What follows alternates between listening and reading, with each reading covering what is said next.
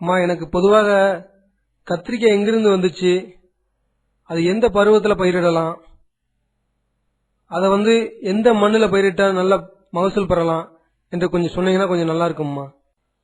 ஐயா, நீங்க கத்திரிக்காய் பயிரிடுவதற்கு என்னென்ன பருவநிலைகள், அதோட தோற்றம், மண் வளம் இதை பத்தி தான் கேட்டீங்க.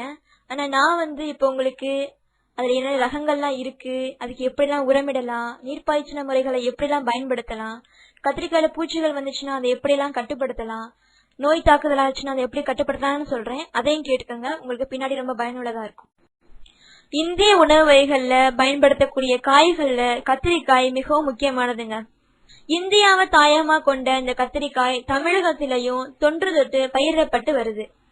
கத்திரிக்காயில புரதம், தாது பொருட்கள் மற்றும் விட்டமின் ஏ, பி, சி சத்துக்களும் அடங்கி இருக்குது. ஆயுர்வேத மருத்துவத்துல கத்திரிக்காய ஒரு நல்ல மூலிகையாக பயன்படுத்துறாங்க. ஐயா, நீங்க கத்திரிக்காயோட தட்பவெப்ப நிலையை பத்தி கேட்டீங்க. கத்திரிக்காய் ஒரு வெப்ப காய்கறிங்கய்யா. இந்த செடி வளர்றதுக்கு நீண்ட வெப்ப காலம் நமக்கு ரொம்ப தேவைப்படுது. குளிர் அதிகமா அல்லது தொடர்ச்சியா இருந்தா இந்த பயிரோட வளர்ச்சி ரொம்ப குறைவா இருக்கும். ஒரே பனியை இந்த செடிகள் தாங்கிறது கிடையாது. குறிப்பாக பூ பூக்கிற காலம் மற்றும் காய் பிடிக்கும் பருவத்துல அதிகமான மழையோ உரைப்பனியோ இருந்துச்சுன்னா அது இந்த கத்திரிக்காயோட மகசூல ரொம்ப பாதிக்குதுங்க ஐயா. அடுத்து நம்ம மண்வளத்தை பத்தி பார்த்தோம்னா, கத்திரிக்காய் பயிரிடுவதற்கு வடிகால் வசதி உள்ள வளமான மண் தேவைப்படுதுங்க ஐயா. கத்திரிக்காய் எல்லா நிலங்களையும் நம்ம பயிரிடலாம். வண்டல் மண் கலந்த மண் அல்லது களிமண் கலந்த இருப்பன்பாட்டு மண் ரொம்பவும் சிறந்ததா இருக்கும். ஒரு நிலத்துல வளமே இல்லாம இருந்தாலும் அந்த நிலத்துக்கு நல்ல உரமிட்டு எருவெல்லாம் போட்டு நம்ம கத்திரிக்காய் பயிரிட்ட நல்ல மகசூல் நமக்கு கிடைக்கும் ஐயா.